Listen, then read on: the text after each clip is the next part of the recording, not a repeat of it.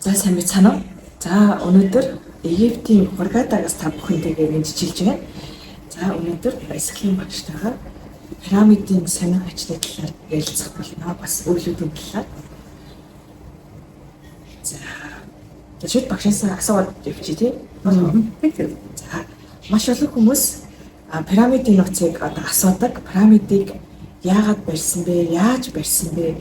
Одоо өнөө цагийн шинжлэх ухаан байхгүйгээр тэр 4500 жилийн өмнө одоо 2 сая гаруй ширхэг за тэгээд 2-15 тонн хэмжээтэй тэр асар том байгуул хэмжээг хүний гараар бүтээх боломжгүй барил маш одоо мэрэгчлэлтэнгүүд барьсан байгаа гэдэг төдийлөн 100% одоо нотлоогүй байж байна. Тэгэхээр асар одоо ийм соёлын өв болсон энэ үлгийн газар яагаад пирамидыг барьсан юм болоо? Тэгээд хэн одоо барьсан юм бол юу дэлхийн таригдшгүй нууц гэдэг олон нууцуд байдаг. Тэгээд түүний нэг нь Гизагийн пирамидуудын нууц. Тэгээд нууцыг баг багаар дэлгэх хэрэгтэй байх л да. Яг бид нар өвдөцүүд хэлж өгчлээ. Яг үүлийн хэвээ явж байгаа болон мэдээж яхахгүй бидэнд нууцд нэвтрэх боломжийг бас олгож байна. За нууц жоохоо ер нь манай дэлхий чинь нөгөө дандаа одоо ийм өвдөрхтэй байгаагүй. Жишээлбэл одоо оршин буйн олон одоо тэр бүмжлийн хугацаанд дүрэн дандаа өөрчлөгдөж байсан. Шинэ чанарч өөрчлөгдөж байсан. Цаар бэлэг ертөнцийн одоо гүйцэтгэх бүргэмж өөрчлөгдөж байсан. Дээр нь амьдарч байсан амьдралын дүр төрх иргэдэн ч гэсэн өөрчлөгдөж байсан. Одоо тийм бааш жишээлбэл ингээл том бие даатламжууд байж, тэгэл юмрчүүд байсан гэснээр бид нар ингээд дайрчууд шүү дээ ингээд тодорхой хэмжээний биений одоо давж харсан зэрэг энэ өөр дүр төрхтэй амьдрал байсан гэдгийг хэлж байгаа байхгүй. Тэгээд дэлхийн нэг хордсуудыг ингээд судалгаж гисэн дэлхий маш олон ингээд одоо нүүдэл хийсэн юм дүрэн одоо шинэ одоо өөрийнхөө дүрийг одоо маш олон удаа ингэж сольж ээжээ гэж бас гараад ирсэн байна. За тэгэхээр яг тэр нэг хөвслийн явцдаа манай энэ одоо энэ Египтийн пирамидуудын дор сүм тайга үссэн бай. Сүм тайга үссэн байлээ л дээ. Тэгээд ерөөсөө юм штэ. Манай дэлхий чинь зөвхөн өөртөө л зориулж оршдог биш. Манай одоо бид жишээлбэл ингээд докторгүй ертөнцөөс одоо тэнгэрээс одоо хаанаас ч энэ дэлхий дээр амьтдын нэрс төрж байна. Хүний нэрс төрж байна. Жишээлбэл ингээд амны галактик гэх бүхэл бүтэн том галактик байна. Дараа нь амьтны галактик гэх бүхэл бүтэн том галактикууд оддтойгоо хамт байна. Дахиад дээрэс нь сүүн зам галактикууд өчнөө их оддтой, өчнөө их цагаан сүүн бодроо оддтой бүхэл бүтэн том галактик байж байна. Гэхдээ ингээд энэ олон галактикуудаас чинь галактикуудын ингээ харьяалал байгаа манай одоо дэлхий яг тэдэндээ бас ингээд тэднээс ингээд бид манай дэлхий дээр амьдралыг бий болгож өгсөн чинь манай дэлхийгээс бий болсон амьдрал буцаад өөр нэг одон гэрээ, өөр нэг гар гэрсэн, өөр нэг айсгам бас амьдралыг нь бүтээж өгч идэг гэдгийг ойлгох хэрэгтэй. Тэгэхээр манай энэ яг энэ Египтийн одоо энэ пирамидуудын орон зайн дор маш том сүм тайга зүйл байгаа. Сүнсний ертөнцөөр оршдог, одоо бодит ертөнцөөр оршдог сүм тайга гэсэн нэртэй том тайга байгаа. Тэгээд энэ тайгад байгаа амьдралын явцад бий болсон сүм өрсүүд гэх юм уу? Сүнсүүд гэх юм уу?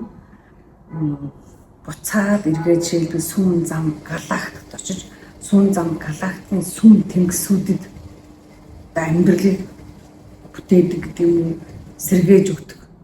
Тэгээд буцаад тэр сүүн тэнгисүүдээс нь манай дэлхийд буцаж өгдөг гэхээр дахиад нөгөө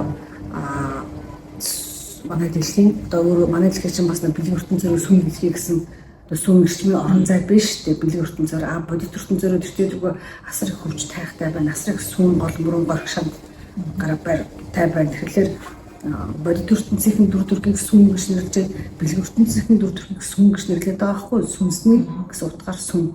Тэгэхээр адилхан тийм амьдралыг тэтгэж оршиж байгаа. Буцаад манай дэлхийн нөгөө дэлхийд өөрсдөө одоо сүм хурмастыг бий болгох, сүм хурмастыг тогтоон барих, одоо сүнсүүдийг тэнгисээс жүжиг буцаад манай одоо манайхан одоо тэр тайгдаг хүчтэй бий болсон сүнсүүдийг зэхэн бэлдэж боожуулж өгсөн сүнсүүдийг буцаад сүм зам галактикийг бүрэн бүтэн байлгах, тэнд амьдралд хин өнөг болгохоор хангаа асар их юм сүнсний нүүдлүүдийг хийж амьдарч байгаа байхгүй.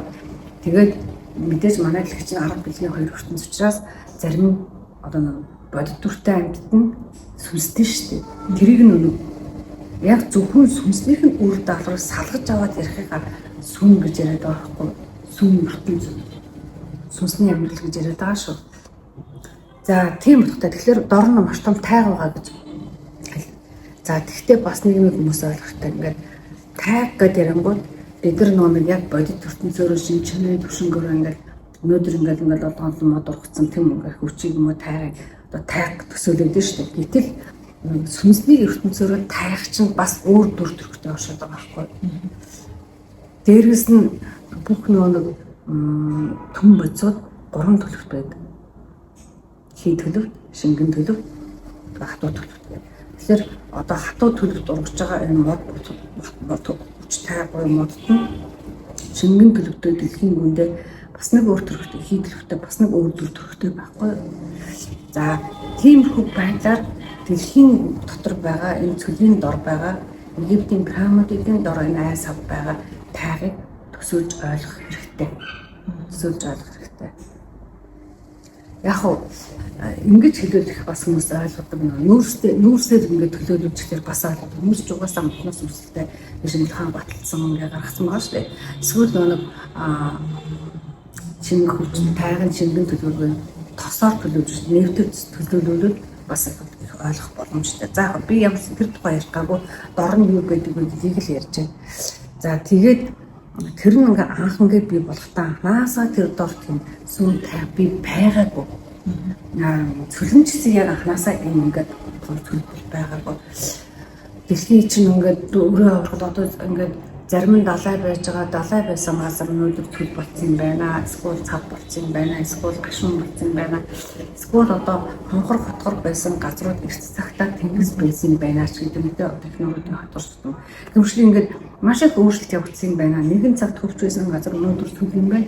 Нэгэн цаг төв байсан газар өнөөдөр гоё юм байна ч гэдэг юм.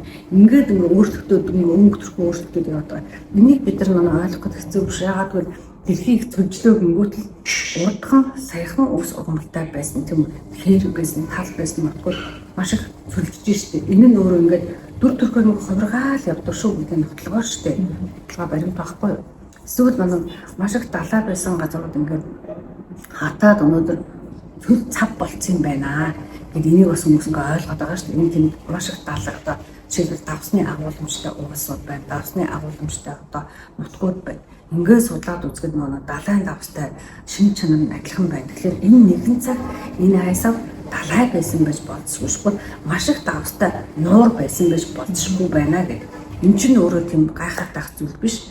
Тэгэхээр яг тэр утгаараа нэгэн цагт дор хүч бий болоод хэмэгц тэр хөвчийг сүм хөвчийг хамгаалах шаардлага гарсан. Тайхыг хамгаалах шаардлага гарсан. Эсбүгөөс тэр чинь бас нөгөө яаж мэдгүй тоног төхөөрөмж технологи хөгжөөд өнөөдөр тэр байтугай цөл амьдралыг бий болгочлоо. Тэр байтугай цөл асар гоё тийм одоо соёл иргэншилтэй тийм өндөр сайхан одоо хот сөрөм зэрэглэлийг бий болгочихжээ штэ. Тэрний цаана нөгөө байглаа л хөндөж байгаа. Тэрний цаана нөгөө дэлхийн хэвлийг ухаж төмгөж одоо шөрөв тавьж хооног ухаж одоо юу гэдэг даалган гэж байж байгаа. Тэгэхээр энэ нь өөрөө хэлбэл нөгөө сүүн зам галактик гэдэг бүхэл бүтэн том галактик сүнсний ертөнцийг одоо тогтоон барьж байгаа бүтээж байгаа энэ том сүүн зам галактикийн сүүн тэнгисүүдийг үгүй их аюултай байхгүй. Тэнд бүрэн бүтэн өрнөж байх ёстой, тогтож байх ёстой амьдралыг тэтгэдэг сүнсүүдийг манай одоо цөлийн дор байгаа сүүн тайгаас бий болсон сүнснүүд тэндээс бий болсон шимүүд өнөөдөр тэнд тэтгэж орж байхад ингээд чинийх хурмстаар дамжсан одоо нүүдэл дундаа солилцоон дунд сүлэлдэн дундаа тэтгэж ингээд аль аль нь нэг нэгнийгээ оршоон тогтоож нөхцөлдүүлж байхад тэрийг сүйтгэхгүй гэж өгсөн болгоомжлолын дор пирамидуудыг нэг талаасаа үүсгэсэн байна лээ. Тэгээд хэн үүсгэсэн гэдэг нь тодорхой шүү дээ. Египтийн фараонууд үүсгэсэн тийм үү? Мундаг хаа. За тэр нь яв яах вэ? За тэгэнгүүт би бас нэг юм хэлэх гээд байна л да.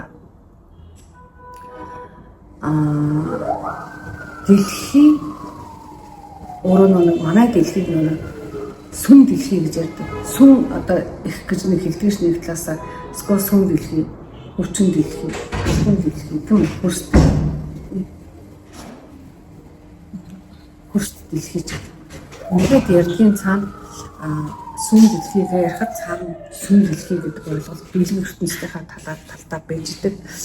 Тэгэхээр анх юм баггүй манай дэлхийг анх ингээд бүтээхэд ингээд жишээ дэлхийн ингээд алтан цөмийг жишээ дэлхийн цөм дэлхийд ч одоо ингээд цөмийн хатуу цөм гэдэг энэ цагийн шинжлэх ухаан хэлээд байна тийм үү.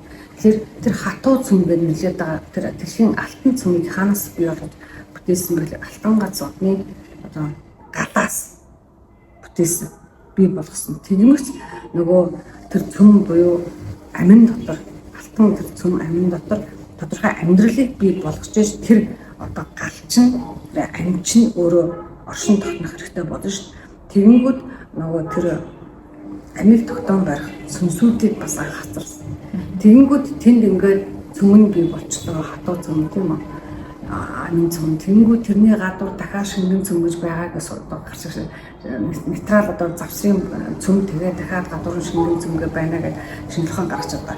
Гэхдээ дараагийнхан шингэн цөмийг бий болгох гээд энэ цагийнхаар нөгөө яг өгдгийн хэлээр бол нөгөө намган шаварн л гэж хэлдэг юм билээ л дээ.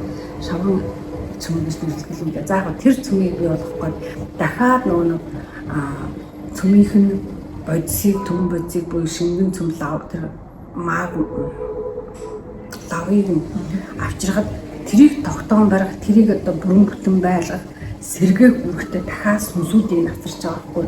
Ингээд бүх давхрагчсан тэгэнгүүт тэрний дараа одоо юу гэх галан оршихуй байгаад дахиад гал нь оршихуйгаа бүрэн бүтэн байлгах гэж сүнсүүдийг авчирсан тэрийг болоор нөгөөс нэлцэглэр тамт өгөөд ирчихсэн тийм үг. Гэтэл тэрний гадуур дахиад сүн эрдэнсийн буюу айсаа зарцсан давхрагыг бүтэн бүрэн болгож өгдөө давхаргуудыг тэгээд дахиад тэрийг харж хамгаалах гэдэг бүрэн бүтэн байлгах гэдэг. Тэгэнгүүт тэрний гадуур дахиад нөгөө хор шороо давхаргуудыг бий болгох гэж дахиад тэрийг бүрэн бүтэн байлгах хамгаалах үүрэгтэй сүнсүүдийг буюу савдаг гэх юм шиг тийм. Ингээд тэрний дахиад хэмжээний босдог. Ингээд дараа нь хийм лагаар мандал буюу тэрийг дахиад бүрэн бүтэн байлгаж хянаж хамгаалж ингээд сэргээж явах үүрэгтэй хүмүүс. Ингээд яг энэ чинь маш энгийн баггүй. Тэр болгонд сүнсүүдч байна. Бодгол ертөнцийнхэнд байна. Нөгөө шууд нь байна, нэрвэ байна, цохон байна, бэлцогоон байна гэдэг шиг бэлэг ертөнцийн нөгөө сүнсүүд нь байгаа штеп. Тэрийг бид нар юугээр нэрлэлсэн бэ гэхээр онгод гэж нэрлэлсэн, бурхад гэж нэрлэлсэн, үг тэзгээд нэрлэлсэн л байна. За тэгээд тэдгээр нь бидний хэрэглэхээр 6 оршихуйн 6 тэр буюу нөгөө 6 тэмэн сүнсүүд, бурхдууд, онгодууд, үг тэзүүдийг бүтээж өгч байгаа. Тэрийг бэлэг ертөнцийн талаас нь сүнс гэж. Ер нь сүнс гэдэг үг чинь сүм далай сүм тэнгистэй маш холбоотой орж ирсэн. За тийм баа. Тэгээд дашинд ингээд хэлээ да. Бас нэг дэлхийн ам бүтсэн тухай нэг яригчдаг юм байх гэж бодчихлоо. Тэгээд түрүүн ярьсан чинь дэлхийн амийг одоо жишээлбэл алтан гац одноос авчирсан гэдэг. Гэхдээ ганцхан алтан гац одноос ам авчирдаг байхгүй. Алтан гац одноос ам авчирсан, мөнгөн гац одноос амин аршаануудыг авчирсан. Сүм далайгаас сая тэр нөгөө сүнсний ертөнц буюу сүм модод гэж байгаа шүү дээ. Тэгэхээр сүм далай тайлбар сүм далай гэж байгаа. Сүм далайгаас сүм ертөнцийг авчирсан амин ертөнцүүдийг авчирч дэлхийн амийг жишээ бүтээсэн. Тэгэхээр нөгөө тэр сүм ертөнцийг ярьлаа те сүм далайгаас бүтэн сүм ертөнц гэдэг нөгөө бидний одоо үгдээсэн нэртэй нөгөө түн бодисын их язгуур болсон эсрэг эрдэнэ хэлчихэж байгаа л да. За тэгээд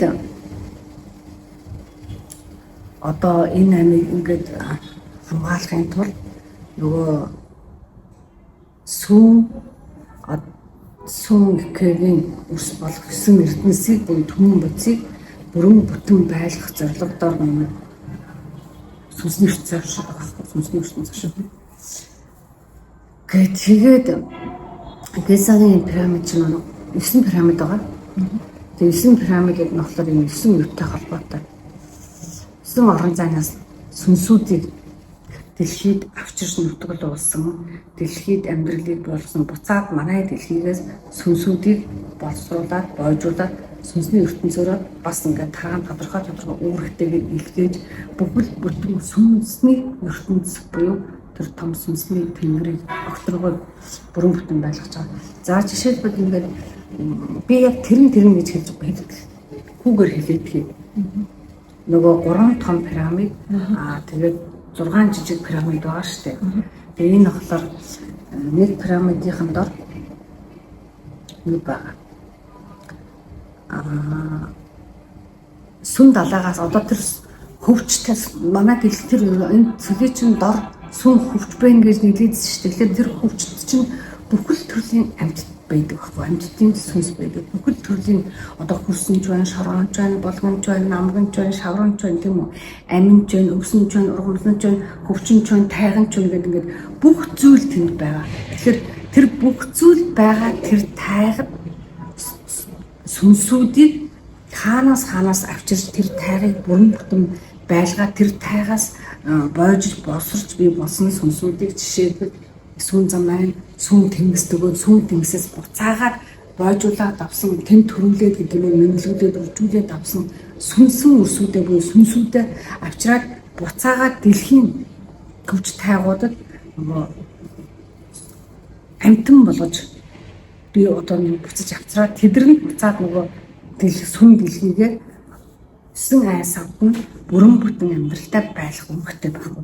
Тэгэхээр энэ дор байгаа тайга их чухал гэж итгэдэг. Ер нь олон амьтдын амьдрал тайгаас үүсэлтэй шүү дээ.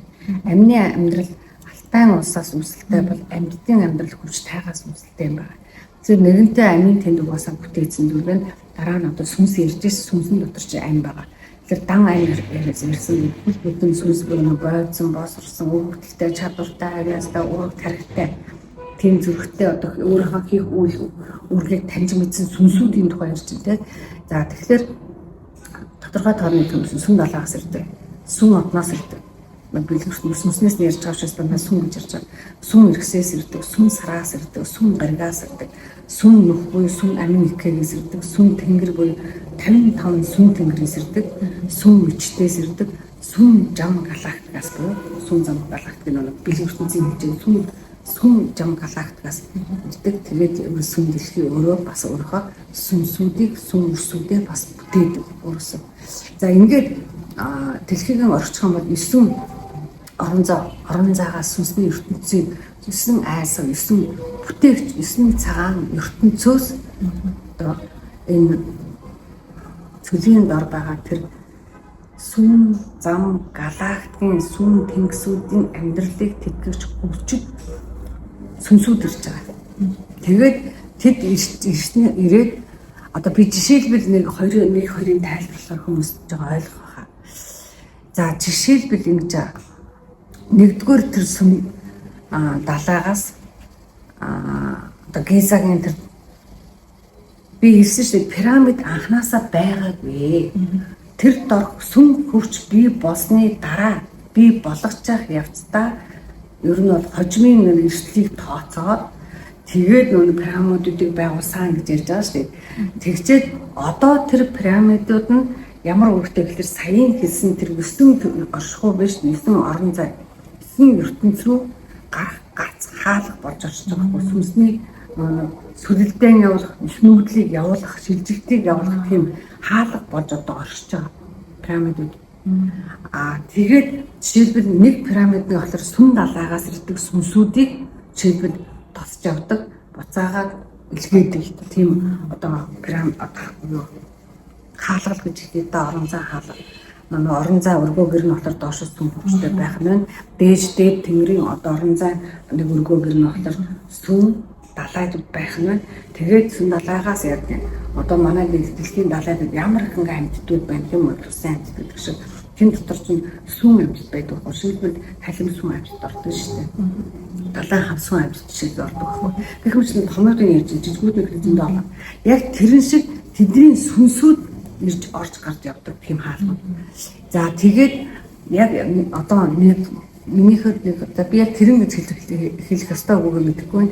Ямар ч байсан тэр нэг сайхан сүлэг пирамидынх нь дор одоо аршааны сүнсүүд амьдарч байгаа. Аршааны сүнсүүд. Тэгээд тэд бол одоо яадаг вэ гэхээр өмнөд бусны далай жишээлбэл тэ. Бусад нэг сүм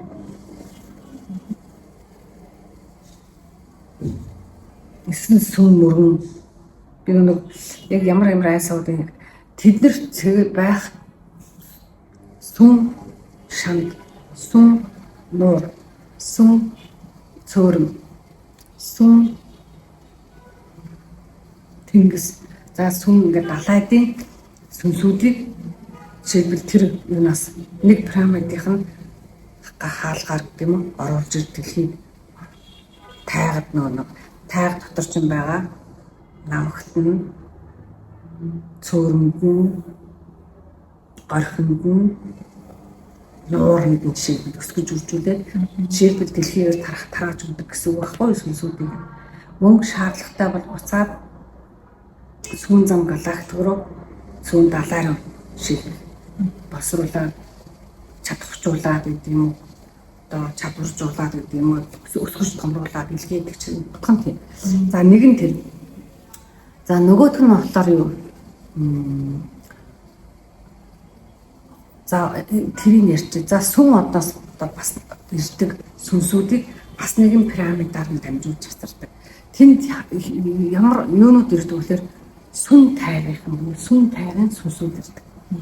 Тэгэхээр жишээлбэл сүм бол манай энэ Орион буюу нэг марлууд хооморлууд ордог шүү дээ. Хооморлууд угаасаа сүм одын тоонд орчод. Тэр дунд нь байдаг 3 марлуудны чинь голынх нь болохоор сүм оддын сүм амин од гэж явдаг юм аа. За ямар ч байсан тэндээс нэг марл оддог юу гэдэг сүм амьтад тэр дундаа сүм буг. Сүм буг болоод ингээ сүм амьтад. Манай дэлхийд ирээд дэлхийн сүм тайгыг нэг анх бол үүсгээд нутагчж байсан жишээлбэл. А гэхдээ одоо өнөөдөр яг тэндээс сүм оддоос ирж байгаа сүнсүүдийг жишээлбэл цаад бугын сүнсийг гэдэг юм те бусад өөр амьтдын сүнсийг тэр пирамидаар оруулж гаргаж тайгад нь доор байгаа тайгад нь өсгөн үржүүлээд сүнсийг нь боожуулаад сүнсийг нь аяас бэлгийг нь суулгаад сүнсийг нь зүрх сэтгэлийг хөвлөж өгөөд сүнсийг нь уурах тархийг хөгжүүлж өгөөд буцаагаад явуулж байгаа байхгүй. Тэгээ буцаагаад одоо марл одон дээр очиод тодорхой ямар үүрэгтэй оршдгийг те тэгээд тэндээсээ ямар одоо бүрэг даалгавартайгаар гэдэг юм ямар үед дэлхийд эргэж ирээд дэлхийн сүм тайгуудын хүчүүдийг бүрэн бүтэн болгоход нь өөрийнхөө нэг одоо сүнсний дүрээр хэрхэн оршиж үлдэх вэ? А ямар арга ертөнцийн дүртэй амьтдын сүнс болж бас иргэн мэдлэгтэй гэдэг юм. Тэр үр даалгавар юм. Иймэрхүү байдлаар нэг юм бүтэж байгаа. За тэгээд бас нэг пирамид байгаа тэр нь. За тэр пирамид жишээлбэл тэндээс сүм агуйхан ирдэг. Сүм агуйхан. Манай дэлхий чинь хилээ дотор айгуу. За 3 дугаар одно ирэхсэн. Сүм ирэхсээс болоод юу ирдэг вэ гэхээр сүм агуйхан ирдэг. Тэгээд сүм агуйхан гэдэг жишээлбэл сүм ирэхсийнх нь ер нь сүм салхийг үүсгэдэг. Тэгээд тэндээс нэг сүм салхи нь одоо манай дэлхийн сүм хормостыг бүрэн бүтэн байлгадаг оршдог гэсэн үг байна. Тэгэхээр хормостын салхины орон зайг эзэгдэг гэдэг нь салхины орон зайг бүрэн бүтэн байлгах үүрэгтэй сэргийг өгдөг сүнсүүд жишээлбэл тэр 3 дахь пирамидын одоо тасаагалч юм даа. Айсаар хөвчтөө бууж ирээд тэгээд дэлхийн маань бас агаар мандлыг хормостыг бүрэн бүтэн байлгах үүрэгтэй дахиад буцаж явахдаа нөгөө эрх сүд дээр очиод бас тэндээ өөрийн гэсэн хуйгаа гэдэг юм хүнгээ банамуршаад хуйгаа үсгээд дахиад агаар салхийг нь бүрэн бүтэн байлгаад дахиад тэндээ өсний торноо гэдэг юм уу сүнсний амьдралынхаа бас нэгэн шатыг бас нэгэн одоо төрлийг үйлчлүүлээ. Ингээл амьдрал өрнөж штеп. Тэгэхээр энэ пирамидын нар юу байдаг вэ гэж асуусан тэгвэл сүм хүч байдаг гэж хариулна. Сүм хүч нь өөрөө бүх бүтэн бүх амьтдын бүх тоомжиж бүх амьтдын амьдрах үлгий байдаг. Амьдралынх нь анхны үлгий байдаг. Тэнд чи юу гэдэг юу үч таагт идэх хоол хүнс нь байна. Одоо бидний яриаг бол гаргаж тэднийхээр бол одоо энэ төрөлхтөлийн үнэр нь байна, хийм байна. Дахиад дээрэс нь зөөлөн одоо хөвд замган байна, тэг бүр шорон байна. Дахиад дээрэс нь ингээ мод бүтэн дотор хорогдоод өөрийн гэсэн урцаа гэдэг мөргөө гэрээ бүтээгээд айхаа илгүүн амьдралыг бий болгож чадчих. Ийм учраас нэг хөвчөд нэг амьдрал үүснэ. Амьтдын амьдрал үүссэн байдаг л та. Тэр утгаараа нэгэнтээ нүгээр амьдрал манай дэлхий дээр бий болчихсон амьдрал сүн замгалагттай бий болчихсон одоо түүнээр амьдрал бий болчихсон гэхээр тэр сүн амьдралуудын хооронд сүн амьтдын сүнсүүдийн асар их нөлөөд өрнөж байгааг нэг өргөө гэрнэ гэдэг юм уу нэг орон зай манай энэ одоо Египтийн пирамидуудын оршин буугаа энэ том ай савын доор байгаа сүн хүчтэй холбоотой болж хурж байгаа. За тийм зүйл байгаа шүү. Тэгэхээр бидний хийсэн үйл бид яагаад энийг мэдчихв гэхээр энэ үйлийг сайн юу хийсэн учраас таны авчираа шүү дээ нөө үйл хэрэгээ хийх байгаа учраас хадгалж сүм тэнгэр ижи боёо тэнгэрийн эцэгүүд за ингэж пирамидын нар ийм холбоос байгаа.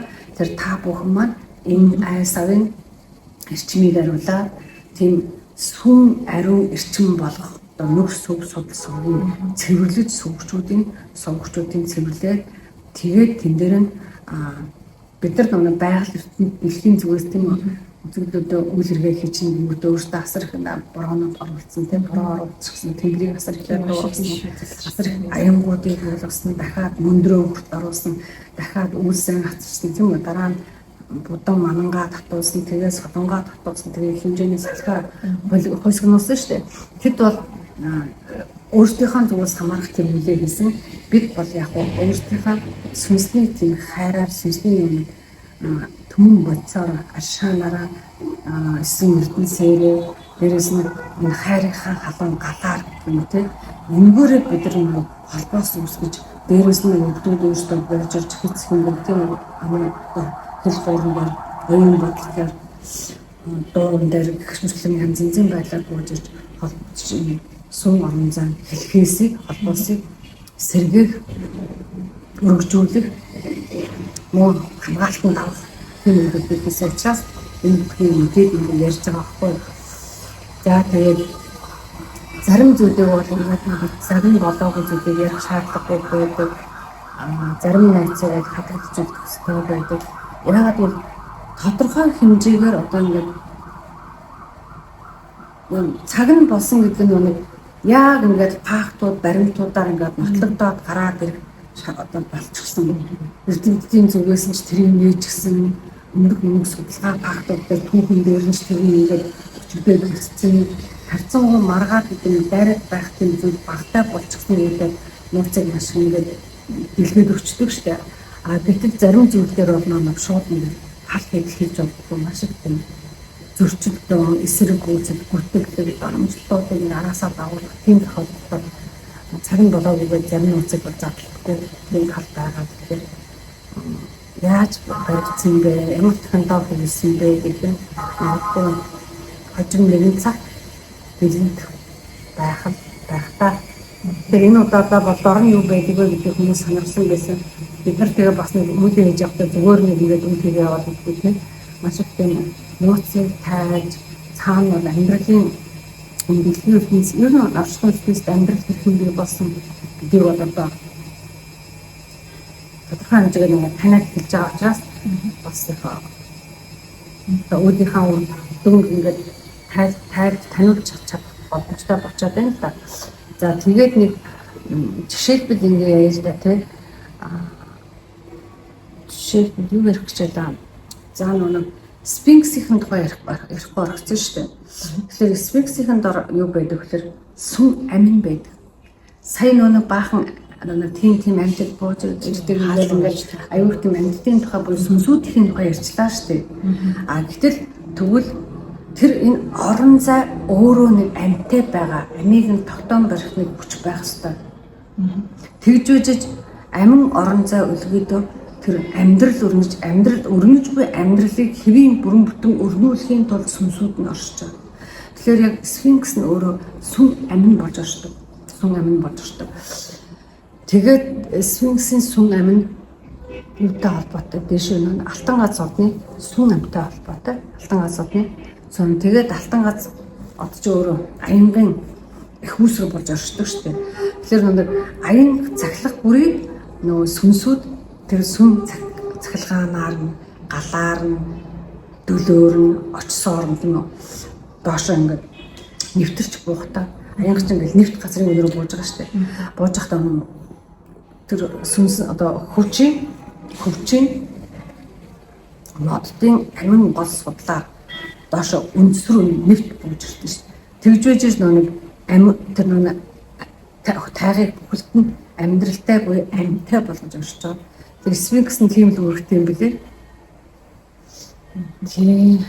Тэгээд дор нэг сүм хөвчгтэр бас хүмүүс бодох тэр нөгөө л тайган байгаа, ойн байгаа, шавар нь байгаа, төвлөн нь байгаа, урмал нь байгаа, замг нь байгаа, үндэс нь байгаа. Тэгээд тэр үндэсийг тэр орон зай орчинд нөгөө яг л хөвч тайгаад байдаг л бичил олон амьтдууд олноороо байж шиг хөрсөн амин эрчим амьтай буюу галтай. Үндэс нь амьтай буюу галтай. Амьсгалтай. Тийм амьдралтай. Тийм л байж гэхдээ сүнс бүхэн өөрийн гэсэн амьтай байгаа. Тэр амин бүхэн алтан гац сфинксээр бууж ирсэн аян цагтаан буюу алтан гацны амин цахилгаанаар одоо хүчээр хөгжин зохирч логших хүчээ авч өөрийнхөө тийм зүрхний галыг гэх юм уу? Амин галыг одоо бүхэлж тэр дор байгаа. Тэгэхээр сфинкс байгааг нь гол зорилго тийм. Тэгээд ингээд пирамидуудынхаа яг голдон сфинкс нэг. Ер нь бол тэгээд нэг цөм буюу амин орон зай дандаа л ингээд төвдөө буюу дотор байдаг шүү дээ. Тийм байдлаар агуулгдсан байлээ. Тэгээд яг эхний удаагийн мэдээч нэг ингээд маш олон юу байгаа байх л та. Олон нөгөө нэг учир шалтгаан байгаа байх л та. Зөвхөн сүнсний ертөнц талаас нь энэ удаад хийсэн үйлийнхаа тэр агуулгын хүрээнд тайлбарлахад юм байна. Магадгүй өөр өнцгөөс бас нэг тайлбарлах зүйл гарах юм бол бас илүү дэлгэрээд гэдэг юм уу, илүү их гүндэн нууцтай нэвтэрсэн тийм тайллууд бас дэлгэрэх байх. Ямар ч байсан бид нар бол бэлэг талаас нь ингээд ярьчлаа. Тэгээд бас ер нь юм штэ ингээд дэлхий дээр байгаа том байгууламжуудын дор цаана дандаа нэг дэлхийн маш тийм амин өлгий амин нутгууд гэдэг юм амин хасын орон зайнууд амьдралыг тогтоон болж байгаа орон зайнууд байдаг. Жишээлбэл цагаан хэрмийн орчин маш том тийм сүм мөрөн байдаг. Сүм мөрөн. Хатан голоос их авсан буюу хатан голтой амин нэгтэй оршдог. Тэгээд дэлхийн доогуур ингээ урсаад явж байхдаа дээшээ дахиад сүм тэнгистэй холбогддог тийм том орон зай байдаг ш. Манай дэлхий чинь зүгээр нэг сүм зам галактик дотроо байдаг юм биш шүү дээ. Тэгээ манай дэлхийд чинь нэг бидний одоо сүнсүүд сүм зам галактикаас маш их сүм эрчим гэдэг юм уу, сүм хайр, сүм зам, сүм оюун ухаан гэдэг зүйлээ авч оршдог гэдэг утгаараа энэ сүм далай тэнгистэй холбогддог, сүм зам галактиктай буюу айтай холбогддог энэ орон зайнуудыг маш том хамгаалтанд авсан байдгийг одоо нэгэн том байгууламжуудыг барьж үлдээж тэгээд тэр ингээд бүр ингээд өв соёл болгоо дэлхийн одоо нэг өвд хамгаалтын бүр аваа тийм үү тухайн ус үндэсний бахархал шүтэн болгоо улсын хамгаалтанд аваа тархан цаастай болгоо ингээд явдаг тийм зүй тогтолж ам харагдаад байдаг. Тэгээд ухаан төвөгтэй зүуд энэ бүхний цаана байгаа гэдгийг л бас аюул маш сайн ойлгоод авчих хэрэгтэй л дээ тийм. Маш сайн ойлгоод авчих хэрэгтэй. Тэгээд түрүүний хэлсэнчлэн Дэлхийг ингээл цөмөөс нэглээл бүтээгээл бүтээсэн тэр орон зайдаа тухайн одоо ингээд цөмийг хамгаалах бүрэн бүтэн байлгах сүнсүүдийг шингэн цөмийг хамгаалах бүрэн бүтэн байлгах сүнсүүдийг тэрний гадуур байх дахиад лавын магмын давхаргуудыг бүрэн бүтэн байлгах сүнсүүдийг дахиад нэг угаасаа дэлхий чинь түрүүн ярьсанчлан сүм далайн эрдэнэсүүдээр бүтсэн гэж ярьсан. Тэгэхээр нөгөө эрдэнэсийн давхаргаа хамгаалах сүнсүүдийг нь буюу бид нар тэрийг юу гэж нэрлэх эрлэг гэж нэрлэдэг байгаа шүү дээ. Амин яагаад гэвэл тэр 9 эрдэнэсээс чинь буюу түмэн боцоос чинь ам бүтчихсэн учраас амийг хамгаалагчдар өнгөлөгчдөн эрлэг байдаг шүү дээ. За тэгэхээр эрлэг нь тэгээд тэрний гадуур дахиад нөгөө хөвчин дэлхий ургах одоо говийн байх, цөлөн байх гол мөрөн урсах гэдэг юм. Тэр орон зайг нь савдгийн орон зайг нь дахиад бүтээчээд тэрийг нь хамгаалах нь савдгийн өвгдүүд буюу болгодууд онгодуудаа харцраад будаг туйлгаад байж нэрлэл догшид бил нэрлэл чинь нэг ялгаа байхгүй шүү дээ. Өөрөөр нэрлэлээгээ дүүл хэрэг нь гол цаана байгаа сүнсний тэр мөн чанар өөрчлөгдөхгүй байхгүй.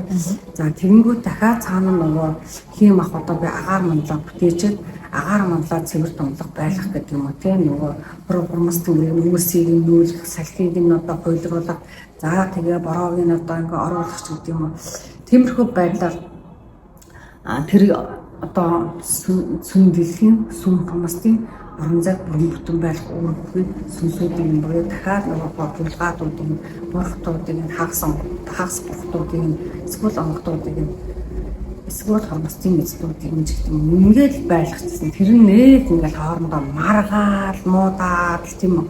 Тэр ямар шаардлага байхгүй. Тэгээд нэг юмыг ингээд гүц таниагүй хүмүүс.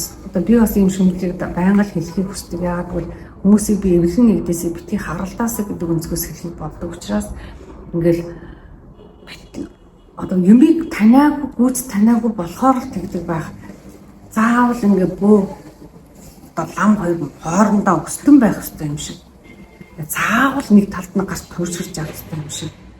Ингээл тийм байхгүй, тийм биш шүү дээ. Дэлхийн ертөнцийн хүн төрөлхтний дунд бүхэл одоо мөргөлн байна, одоо шүтлэн байж хахад нэг хүлээн зөвшөөрөд очно гэдэг чинь гэсэн үг. Хүлээн зөвшөөрнө гэдэг нь тийм нэгэн зүйлийг хамжилцаад бөөнөрөө хийлцэж байгаа гэдэг л ойлгож хэрэгтэй байхгүй. Тодорхой нэгэн мөнх оршинлог гэдэг нь дэлхийг хамгаалах гэдэг хүн төрөлхтний одоо эвнэгтэй байлгах гэдэг зорилгодоор л одоо шашнууд мөч үйлчилж байна.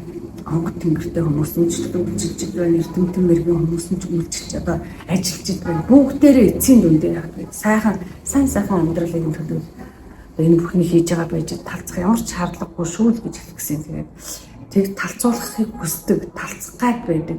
Эсвэл өөрсдийнхөө тэгээд төвчсөн хүмүүс тамар битээ тийм багж. Одоо ингээ юм ярангууд ингээ энэ ярьж байгаа зүйл нь одоо юу гэх юм онгод тэнгэртэй хүмүүс ярьж байгаа юм биш үү? Би надад манай удаад онгод тэнгэртэй юм байхгүй шүү дээ. Эсвэл биш шарын шашиндаа л үнэнчгээ. Их тийм сонин тийм зүйл ярьдаг. Тийм биш шүү дээ. Тархиа нээгчтэй гэж хэлмээр. Тэгээд тэр тархиг нээх зорилгодор гэдэг юм уу? Танин мэдхүйд зорилгодор энэ бүхнийг зориуд дэлгэж ярьж байгаа. Тэрнээс бид нар ингээ мэдгээрээ мэдээ ингээд яваад үйл хэрэг хийгээд яваад байж болно. Гэхдээ тэгвэл нэгэн цаг содор нам бүтээлээ тайлангаараа энийгаа хэлсэн үлээ тайлганаал тавьчихдаг. Гэхдээ эртхэн шиг эмгэлтнийгдээд эртхэн шиг ертөнцийг харах үзэл гэж яддаг шүү. ертөнцийг харах үзтэй гэдэг юм бэлмээгээ томхон шүү болгоцоод хэдүүлээ эртхнийг эмгэлтэн мэдэж нэгнийгээ хүлээн зөвшөөрөд нөгөө мэддгээ мэддгүүдээ нэг хэсэг нь за хэлж өгөө таньдгаа нөгөө хэсэг нь хэлж өгөөд явчихвал бүгдээрээ ингээд маш их нарийн сайхан мэдлэгтэй явхад одоо эмгэлтэн нэгдэх хаалгууд нээлттэй болцоод болно гэсэн утгаар хэлж байгаа шүү дээ. За тэгээ пирамидын дортын зүйл байлаа. Тэгээ бидний ирж хийсэн нэгэн үйл юм байлаа. Зөвхөн пирамидд хийсэн үйл юм байлаа. Тэгээд бас мэдээж ганцхан зорилготой бид ирээгүй 14 хоног гэж ирэхдээ бид нар бас 20-30-аад үйл хийх зорилготой ирсэн байгаа. Түүнийхээс ахгуулаад хийгээ явж байна. За тэгээд хэрэгтэй гэж үзвэл зарим нэг зүйлийг хэлж болох зүйлийг бас хийгээд хилээд явж болно. Хийж болохгүй хоригдсан зүйлийг бол мэдээж хийж болохгүй.